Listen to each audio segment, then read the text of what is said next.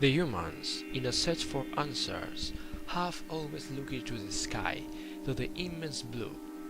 Not only in the prehistory, where the rain, the storms, and other phenomena were explained as simple, passionate, and angry acts of the gods.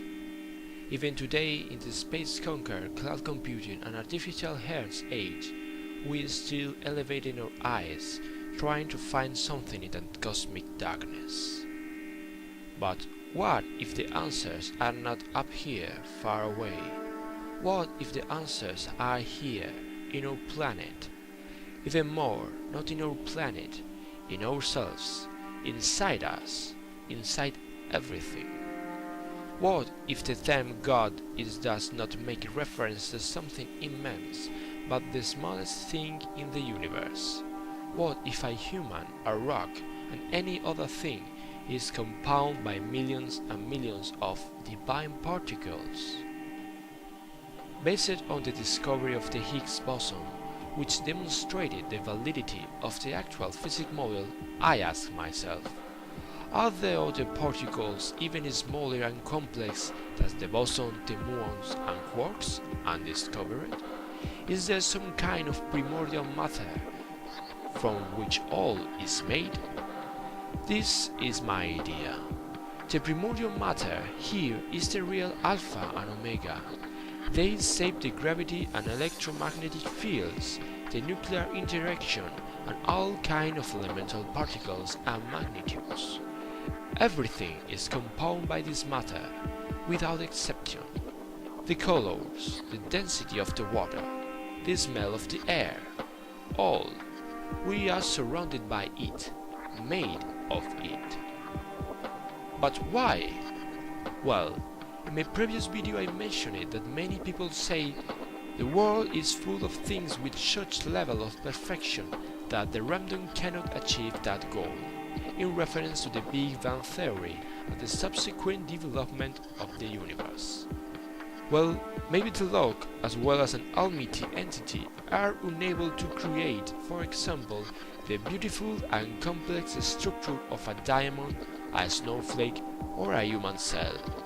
I mean, it's hard to imagine a huge entity doing these very small things, like a man with he and hands trying to mount piece by piece a tiny clockwork. It's hard to imagine the small from the big, but in the other direction the thing changes. Just think in one of the most amazing insects in the earth, the ants. Leaving aside that the ant shows an incredible behavior, let's focus on their house, the anthill. This structure produced chills in our architect due to its perfection and functionality. It's not a secret that many of the human constructions are based in the animal world, like the one of our tiny friends. But we, as humans, are bigger enough to make marvels, and yet these small life forms overcome us in many aspects. A small thing is able to create very big things. Or just look into our own body.